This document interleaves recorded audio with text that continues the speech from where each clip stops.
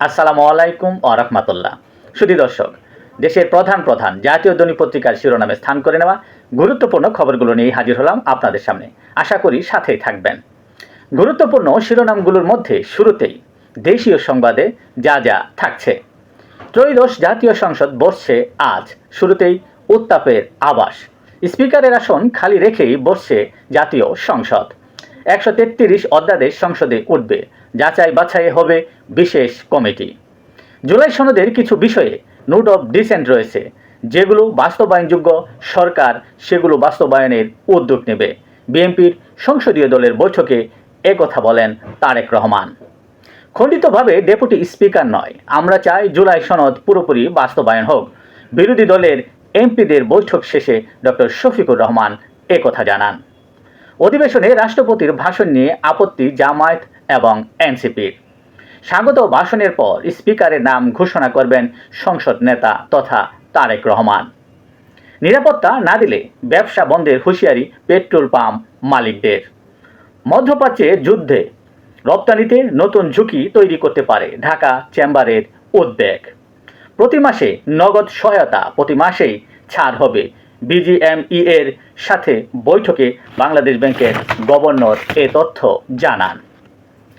সরকারি দলকে সংস্কার পরিষদের শপথ নিতে হবে বলে জানিয়েছেন এনসিপি প্রধান নাহিদ ইসলাম। কিছু অধ্যাদেশ রয়েছে যেগুলো আলোচনার দাবি রাখে বলে জানিয়েছেন স্বরাষ্ট্রমন্ত্রী সালাউদ্দিন আহমেদ। রাশিয়ার তেল কিনতে যুক্তরাষ্ট্রের কাছে বিশেষ ছাড় চেয়েছে বাংলাদেশ বলে জানিয়েছেন অর্থমন্ত্রী। 2042 সালেও তারেক রহমান প্রধানমন্ত্রী থাকবেন, এ বক্তব্যে বিএনপি নেতা জয়নুল আবেদিন ফারুককে সতর্ক করে চিঠি দিয়েছে দলটি। দেশের প্রধান প্রধান জাতীয় দৈনিক পত্রিকার শিরোনামে স্থান করে নেওয়া আন্তর্জাতিক খবরে আজ যা যা থাকছে। যুক্তরাষ্ট্র ইরান ইসরায়েলের যুদ্ধের খবর। ইরান চায় যুদ্ধ দীর্ঘায়িত করতে, যুক্তরাষ্ট্র ইসরায়েল চায় সমাপ্তি।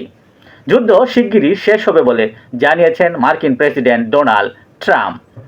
শত্রুর পরিপূর্ণ আত্মসমর্পণ চায় তেহরান।